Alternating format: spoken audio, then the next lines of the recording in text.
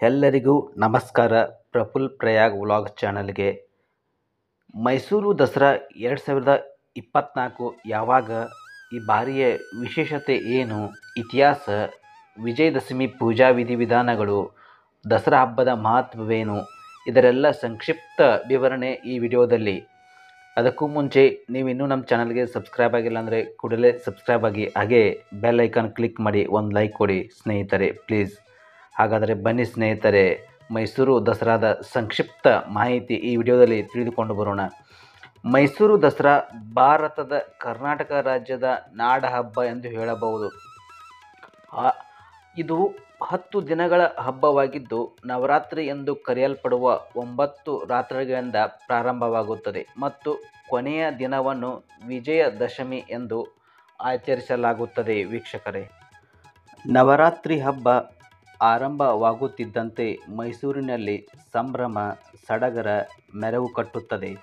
ಈ 10 ದಿನಗಳಲ್ಲಿ ವಿವಿಧ ರೀತಿಯ ಸಾಂಸ್ಕೃತಿಕ, ಧಾರ್ಮಿಕ ಕಾರ್ಯಕ್ರಮಗಳು ಮೈಸೂರಿನಲ್ಲಿ ನಡೆಯುತ್ತವೆ. 400ಕ್ಕೂ ಅಧಿಕ ವರ್ಷಗಳ ಹಿಂದಿನ ಸಂಪ್ರದಾಯದೊಂದಿಗೆ ವಿಜಯದಶಮಿ ದಿನ ಮೈಸೂರಿನಲ್ಲಿ ದಸರಾವನ್ನು ಆಚರಿಸಲಾಗುತ್ತದೆ.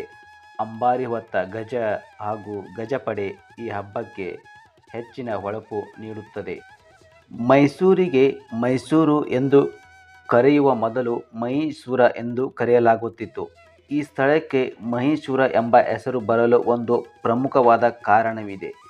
ಈ ಸ್ಥಳದಲ್ಲಿ ದುರ್ಗಾದೇವಿಯ ಒಂದು ರೂಪವಾದ ಚಾಮುಂಡೇಶ್ವರಿಯು ಎಮ್ಮೆ ತಲೆಯ ರಾಕ್ಷಸನಾದ ಮಹಿಷಾಸುರನನ್ನು ಸಂಹಾರ ಮಾಡಿದ್ದಾಳೆ ಎನ್ನುವ ನಂಬಿಕೆಯಿದೆ.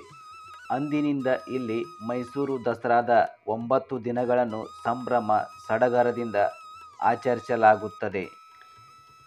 ಈ ವರ್ಷದ ಮೈಸೂರು ದಸರಾ ಮಹೋತ್ಸವ ಯಾವಾಗ ಎಂದು ನೋಡುವುದಾದರೆ, ಅಕ್ಟೋಬರ್ 3, 2024ರಿಂದ ಪ್ರಾರಂಭವಾಗುತ್ತದೆ.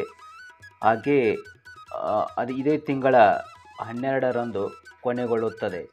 ಚಾಮುಂಡೇಶ್ವರಿ ದೇವಸ್ಥಾನದಲ್ಲಿ ಬೆಳಗ್ಗೆ 9:15ರಿಂದ 9:45 ಶುಭ ಮುಹೂರ್ತದಲ್ಲಿ ದಸರಾ ಉದ್ಘಾಟನೆ ನೆರವೇರಲಿದೆ. ಸ್ನೇಹಿತರೆ, ಅಕ್ಟೋಬರ್ 3ರಂದು ಚಾಮುಂಡೇಶ್ವರಿ ದೇವಿಗೆ ನವರಾತ್ರಿಯ ಪ್ರಥಮ ಪೂಜೆ ನೆರವೇರಲಿದ್ದು, ನಂತರ 9 ದಿನಗಳ ಕಾಲ ದೇವಿಯ ಆರಾಧನೆ ನಡೆಯುತ್ತದೆ. ಅಕ್ಟೋಬರ್ 12ರಂದು ನವಮಿಯ ದಿನ ದುರ್ಗಾಷ್ಟಮಿ, ಮಹಾನವಮಿ, ಆಯುಧ, ಆನೆ ಮತ್ತು ಕುದುರೆ ಪೂಜೆ ನೆರವೇರುತ್ತದೆ. ನಂತರ ದಸರಾ ಮಹೋತ್ಸವದ ಕೊನೆಯ ದಿನವಾದ ಅಕ್ಟೋಬರ್ 13ರಂದು ವಿಜಯದಶಮಿ ಪೂಜೆ ನೆರವೇರುತ್ತದೆ.